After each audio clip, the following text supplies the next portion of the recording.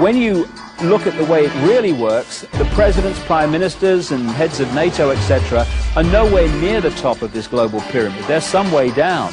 And they are appointed and manipulated into power by those above them that control the banking system, the media, etc., or those that operate in the shadows that I talked about earlier, who, no matter who's in power, what party or what name, the same shadow people are orchestrating events. This country is owned by 800 or 900 people who run everything, do everything, control everything. They have this guy, Clinton gets in, fine, we can deal with him. Kerry gets in, fine, we can deal with him. It's just in the wind, it's a little reed like this. It's all one big ownership class, and If you take the two-party systems and you lean them up against each other, this is basically the arch.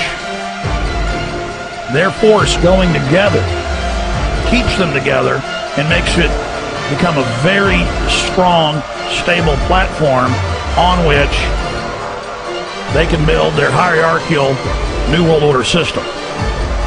Okay?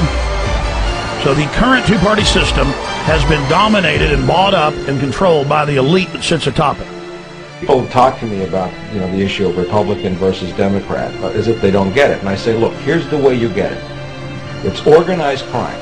All you do is you call the Republicans the Genoveses, and you call the Democrats the Gambinos. The people at the top, they treat it like a crap game, like it's their crap game, like they're making lots of money. Occasionally somebody at the table shoots each other, but the moment anything threatens their crap game, they all unite to protect it. They're both controlled by the same financial, economic, corporate interest.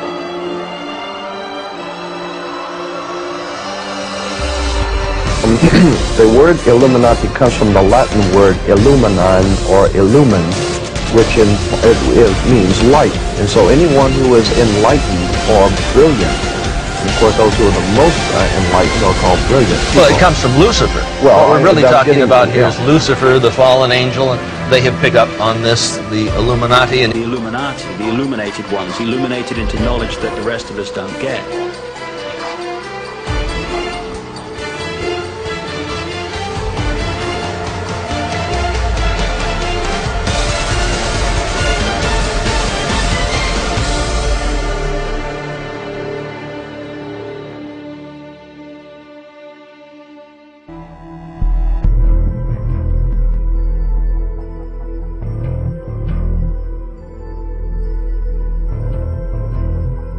An occult when 36 of the 50 signers of the Declaration of Independence, all of the generals in Washington's army, and everyone who participated in the Revolutionary War were basically Freemasons.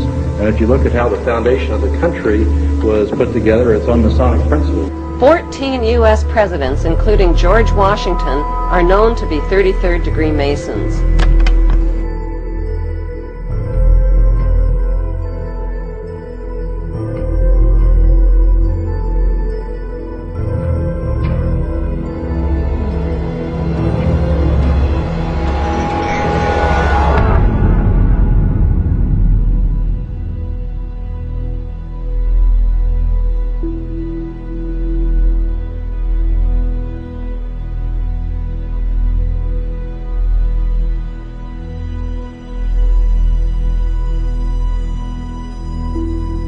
The first royal member of the Freemasons was Frederick, Prince of Wales. The latest members include Prince Philip, the Duke of Edinburgh, and consort to the current Queen of England, Elizabeth II, who herself is a grand patron to the Masons. However, behind closed doors, the Freemasons were free to indulge in the secret rites and rituals handed down to them by their ancestors, and these became the basis of their levels of membership, called degrees.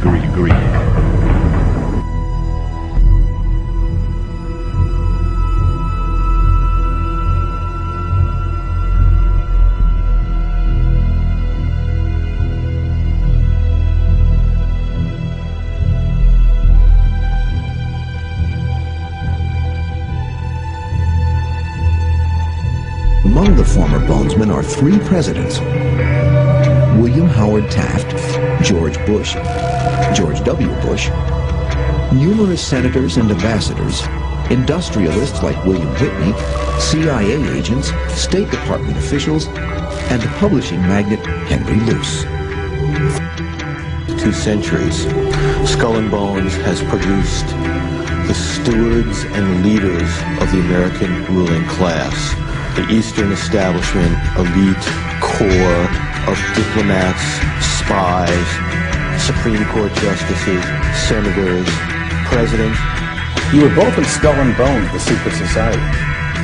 It's so secret we can't talk about it. You both were members of Skull and Bones, a secret society at Yale.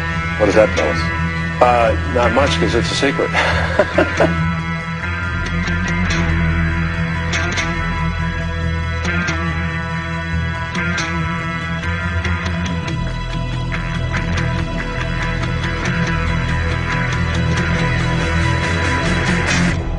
One might wonder, understandably, why the people that run the banking, political, economic system and the media in America should be dressed in long robes doing a ceremony to a 40-foot stone owl. I think we should be told. Bohemian Grove. There are many prominent foreigners like German Chancellor Helmut Schmidt, Ronald Reagan, Richard Nixon are pictured here in 1957 at the Bohemian Grove. Both men wrote about the organization in their public memoirs. Schwarzenegger is a reported visitor to the Bohemian Grove, as well as former President Jimmy Carter. While in New York, we ran into the Karl Rove of 4 administrations. David Gurdon, top presidential advisor. Ford, Reagan, George Herbert Walker Bush, and Bill Clinton. We couldn't believe our luck. It just so happens that David Gurdon is also a prominent member of the Bohemian Grove, the offshoot of Skull and Bones. This insider of insiders, a staple of the White House for 22 years, got very upset when we brought up Bohemian Grove to him. He didn't deny its existence. He didn't deny that he was a member. He didn't deny the rituals. He just became angry and didn't act very gentlemanly. Have you been there for the ceremony with the cremation of care?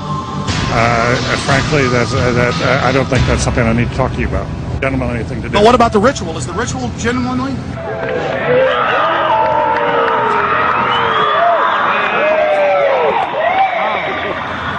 Sir, everything I don't owe you this comment. I know. I appreciate it. This is what's called ambush journalism, and I disrespect you for that as well. So thank you ever and goodbye. Been in a ritual?